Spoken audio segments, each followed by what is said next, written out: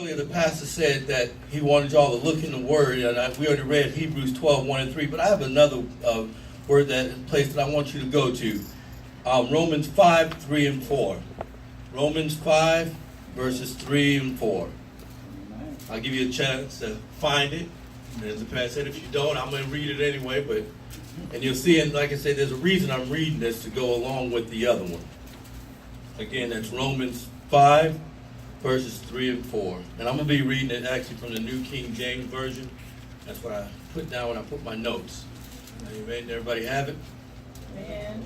All right, it reads, "And not only that, but we also glory in tribulations, knowing that tribulation produces perseverance, and perseverance character, and character hope." Again, another very familiar word. And the reason I did that is because the thing is as we go through this, if I had a subject for today, I'd say this is the real race. All right.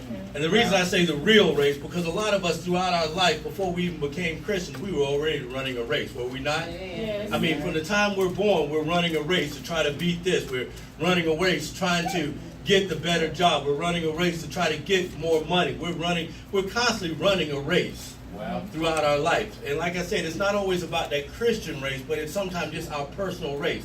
Because the race that I have is not the same race that you have. Yeah. Because all of us have a different race, because as they always say, some of us are born with a silver spoon in our mouth, so we don't have to race as hard as some of us that aren't born with that silver spoon in the mouth. But even that person born with a silver spoon in their mouth has to run a race, because the fact is even when you have that silver spoon, you have all that money, all this wealth and stuff, it's still a race, because the fact is you got to figure out the right thing to do with that. Wow. Because if you think about it, a lot of people run that race even when they have everything they think they need. They go through things, they go through troubles, they go through that. You know, we always hear that the higher you get, the more of a race it becomes. You know, as we get higher, we get more money, we seem like we have more bills all of a sudden. We get better in our health, all of a sudden something comes along, and now we're running another race to try to get better to where we were. Because even when we come down, as most of y'all know, that I've been already going through some sickness, and it's a race to try to figure out what's going on with me. And I say a race because the doctors, I've been to so many different doctors, I always forgot how many different doctors. First I went to my primary, he sent me to a cardiologist, then I went to a pulmonologist, then I went to an immunologist. I mean, how many ologists out there that I'm going to need, you know? Matter of fact, one doctor even suggested I go to a gastroenterologist. So that's every part of my body is covered, and they still are not sure. So I'm just running this race to try to beat what's going on. So we are constantly running a race. But as we know that during a race, we will encounter obstacles against which we must persevere. Some of these hindrances might include criticism from believers and or unbelievers, oppositions to our stand for Jesus, and periods of loneliness and uncertainty when the way isn't clear. Yeah. So as you see, we're going to run some race. We're going to run into some obstacles. Because as you know, many times when as a person that's running a track meet, they run different obstacles. They got to run over hurdles or to get through it. Now here's the reason I wanted to read Romans 5, 3, and 4. Because as we read, we talk about endurance. And see, I'm kind of backing off of what Elder Brooks talked about last week. He talked about kind of a little bit about enduring. But see, there's something that goes with endurance. Because we can endure. But the thing with endurance, the word endurance means is a power to withstand something challenging. It also means endurance is experiencing or surviving pain or hardship. But the problem with endurance is, it's being able to endure the pain or get through it, but it doesn't mean moving forward. So if we endure something but we don't move forward, we're not getting anywhere. So the reason I read the second one is because you got to have perseverance. So without perseverance, you might as well not be enduring it. Because I can easily say that I'm going to endure something. How many times have you known that you do something, somebody, all of a sudden you sprain your leg, or you do something and somebody says, "Are you all right?" You're like, yeah, I'm fine. I'm going to just go sit down for a bit. Wow. Well, in our Christian life, it's the same thing. Some things happen in our life that we tend to endure what's going in our life, but then we want to sit still. Like, I'm going to just sit still and wait for God to come and answer. But he didn't say that. Wow. Because in the Bible it says without works. So notice it says without works. So if we don't do anything, enduring is not going to do anything. Yeah, we were able to endure the struggles that we're going through, but we're not moving forward. Because any true person that knows in a real race that somebody that really wants to get to the goal in the end, they're constantly pushing through that pain, and they keep moving and keep going. Wow. Because if you think about it, somebody that runs a marathon, when they run that marathon, they train forever and ever, and they keep pushing to get through that so that they are able to run that marathon. But if they would have stopped somewhere along that and not pushed through, guess what? They're not going to do it. Just like I said, the pastor was kind of digging in my word earlier when he was talking about lifting weights. You know, that no pain, no gain.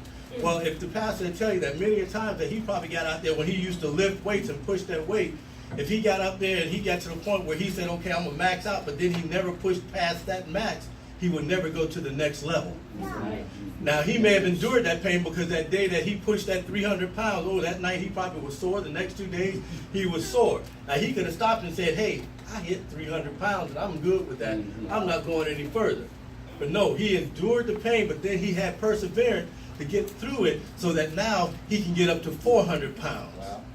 Now, I know a lot of people, that is something, I mean, I know when he did that, I was amazed when I saw that video. That was years ago, and I don't know if he could really push that right now. No, but he's still trying to push through everything that's going on. Because if anybody knows our pastor, he's been through some things. Yes, sir. But if he could have at some point just gave up, even with the church, he could have said, you know what, I've endured it long enough, I'm giving up. But he keeps pushing through. He has that perseverance. Wow. And each and every one of you has that perseverance because you're here. Yeah. Because if you really look around and you look at our numbers in the church, some people be like, well, we endured long enough. And you know what? It don't seem like we're growing anywhere. We're not doing no, our sides have been the same people. We've had the same, but what's what? We're persevering and keep going because we're all here for the same goal, to be with God. Amen. We're all here to try to get that gold medal at the end. But to get that gold medal in the end, you can't give up. Because I can easily turn around and say, you know what, God, I've tried long enough. I've endured the pain, but I'm just tired. I'm done. But that's why it says endurance in Hebrews 10 and 36, it says, for you have need of endurance so that after you have done the will of God, you may receive the promise. Yeah. So you have to have some endurance to be able to persevere. You can't have one without the other. That's right. Because it is important to have that endurance. Because like I said, things are going to come through your life that's going to really test you. But I said it once before that I read something that says that, you know, when you think God is not around, remember that the teacher is the most quietest during a test. Amen. So when God has seemed to be quiet in your life, maybe he's giving you, letting you do a self-test so that you can figure out where you are in your walk. Have I given up? Have I stopped where I am? Wow. Because I've realized something, that one of the things that they talked to me and they told me about, that when all the tests, they were talking about possibly my thyroid. Now I did some Googling and all of that. I try to stay away from that, but some different things that they said can happen with the thyroid. And there's 2 things that happen with the thyroid. Actually it's 3, but 2 of them is hyperthyroidism or hypothyroidism. Now, in my life, I realized there's those kind of Christians in our life too. There's a hyper Christian, which gets out there and, oh, he's so hyper for God. He get out there and he got that run and, oh, he's fresh. I've been saved, and you're running that race and you're doing everything. But guess what? The problem with hyper is you burn out real quick. You get so burnt out because now you're doing everything for the church. You're doing this. You're going out there. You're doing this, and you're not balancing your time. And after a while, you get tired because next thing you know, it's like, whew, man, I went to church every day. I was out there every day knocking on the door. I'm just so tired. Now you've gotten down. But see, now, on the opposite end is the hypo-Christian. And hypo means to not produce enough. Wow. Now, when I say the hypo-Christian, you got that Christian that, yeah, he got saved, but now all he's doing is coming to church on Sunday, sitting in the pew, not trying to do anything to give the word of God. That, yeah, they may be in church, but they're not really receiving the word. They just, like, you know what? I'm going to church because my mom told me I need to go to church, and this is what I've always done for all my life, that I've gone to church. But you sit to be stagnant. You're looking at everybody around you and you're wondering, wait a minute, they just started a while ago and they seem to be getting a better blessing than I am. What's going on with myself? But you realize you're not working for God. You're not really doing anything. Wow. So you can't be hyper, but you also can't be hypo. You need to be like that thyroid that works perfect, gives just enough and balances the stuff in your body. Because that's what they said about my thyroid, is they're saying they're looking at it, because if I got too much, it's overworking things. It controls all the functions in my body. It controls my heartbeat. It controls the temperature. So just like in our Christian life, if we're not working the right for God and doing just the right and balancing it, it controls our heart. We can't show love, because if we're too hyper for God, we can't show love. We start condemning everybody else if we're hyper. If we're so hyper, we start looking at everybody and pointing the finger like, oh, you're going to hell, you're going to hell. And I can tell you that from thing that I used to be one of those. I was a hyper, and then I got burned out after a while. I said, you know what, I'm chasing people away. God, what am I doing wrong? But then after a while, I became a hypo, because then I just started going to church just when I felt like it, like, you know, I think I should get up this morning and go to church, or maybe I'll do something, or maybe I'll go seem to get to work, or I only come to church because now I've hit a hurdle that I can't seem to get over. So now I'm going to go to God. When I should have been going to God, if I was working right, I wouldn't have ever had that problem. I would have been able to get right through it. But now we get to a bump in our road, now so we snagged, and now we want to go, oh God, help me out of this. I can't get through this. I need you. Where are you, God? I've prayed and I've done everything I'm supposed to be doing, but then when God is quiet, you really sit back and you think, well, really, if I think about it, I really haven't done much. Yeah, I do pray over my food, but do I thank Him in the morning when I wake up? Do I thank Him before I go to bed? Yes, Lord. I mean, do I thank Him? Yeah, I may have only had a peanut butter jelly sandwich today, but do I thank Him for that peanut butter and jelly sandwich? Because somewhere, someone out there doesn't have even that blessing. Yes, Lord. So we got to get to that point where we are working properly and balancing everything. When I say balance, I don't mean just balancing our Christian walk. I'm talking about balancing everything with our life, with our family, without everything. Because you can get out of balance with all of that and probably all of a sudden either be hyper or hypo because you're out of balance. And you get out of balance with God because then you're not doing enough, or you're doing too much, and now you've pushed off everybody else that may need you to help out in the house. You know, you may need somebody that comes to you when a brother or sister come to you and say, you know, I'm going through some trouble. Can you give me a hand? Well, I'll have to get back to you because I got to go help out at the church. Well, guess what?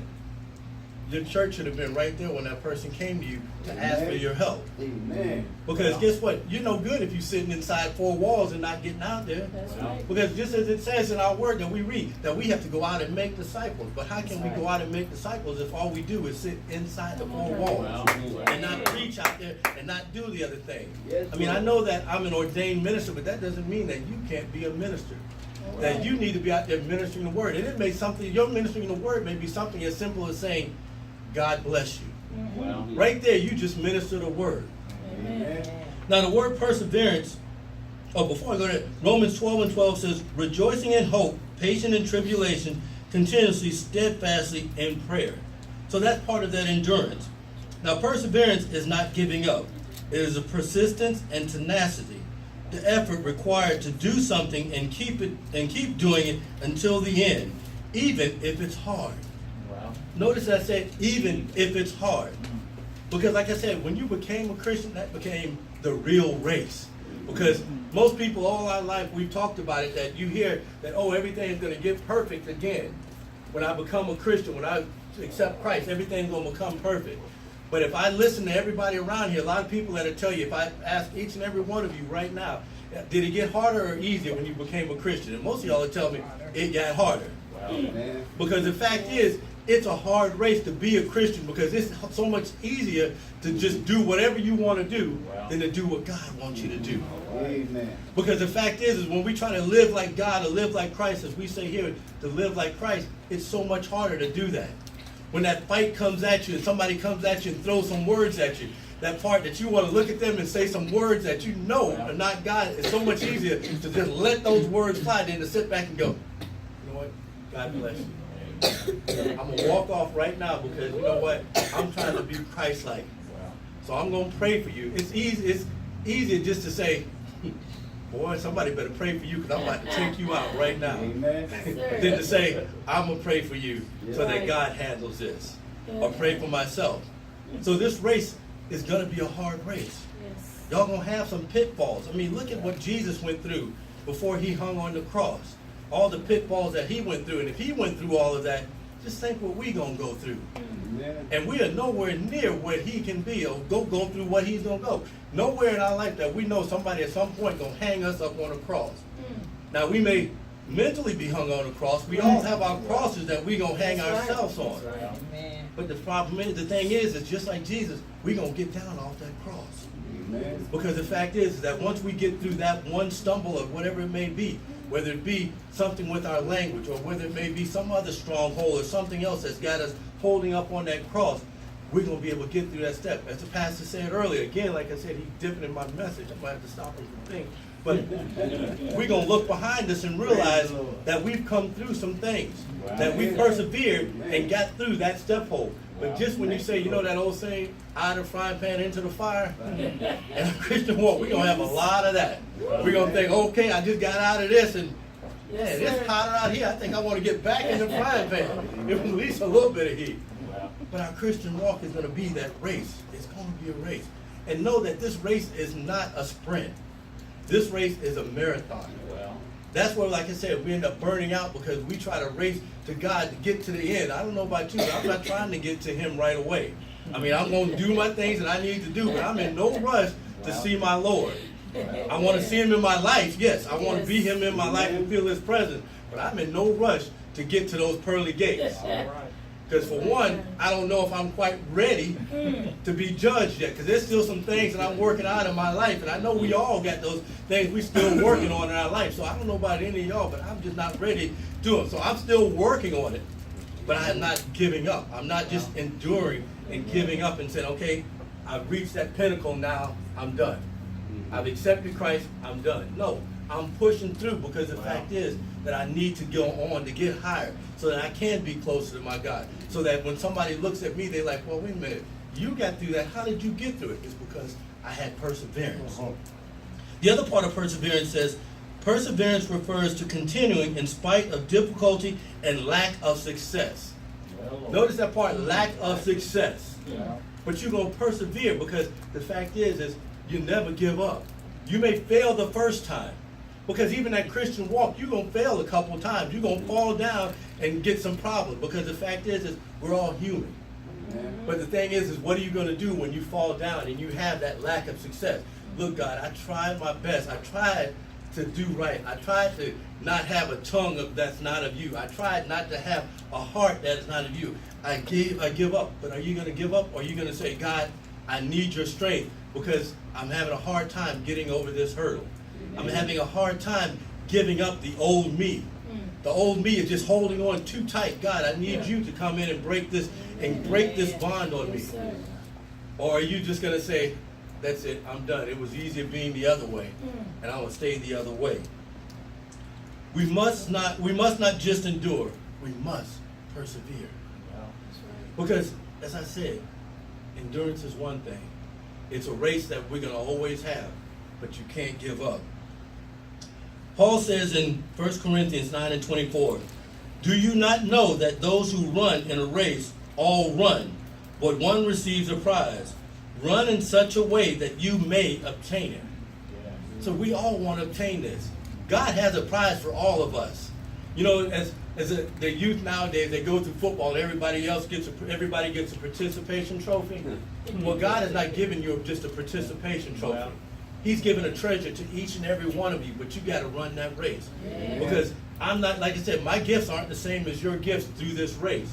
So it may take me longer to get to where I need to get, but in the end, we all getting the same gift. We're getting the gift of God. We're getting a gift of eternal life. So I don't know about you, but I want that eternal life. So I'm running that race, but at the same time, while I'm running that race, I'm not pushing anyone out. So when I look back and I see my fellow Christians stumble, I'm going to stop and give them a hand up to help them keep going. Amen. But see, that's why, like I said, a lot of times we have that hyper Christian. We're so busy trying to run that race, we forget about all our other Christians that's falling behind us. And we're not willing to help them get up because at one point, remember, we were the one that were in the back of the line. Amen. We were the one that was trying to catch up to everybody else. But again, like I said, you can't judge your race by anybody else's race. But at the same time, make sure that when you see somebody else fall, give them a hand up. Reach out to them. Because that's what Jesus did to you. He didn't just run that race and do what he needed to. He reached out and brought you back. Even when you fell, he brought you back. Thank you, Lord. Because he is a merciful God. He is a graceful God. Yes. He is a forgiving God. Yes, And but the thing is a lot of times we fall and we on our own want to condemn ourselves, and we look like, okay, I can't go to church because I fell. No, that is when you need to be in church. Amen. That's when you need to be seeking out your Christ. I'm not saying tell everybody your business, but if you fall and you have some problem, go to somebody.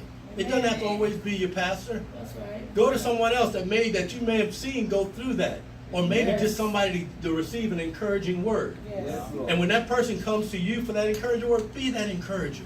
We heard that last week. Let's be the encourager instead of giving, but you've got to be encouraging.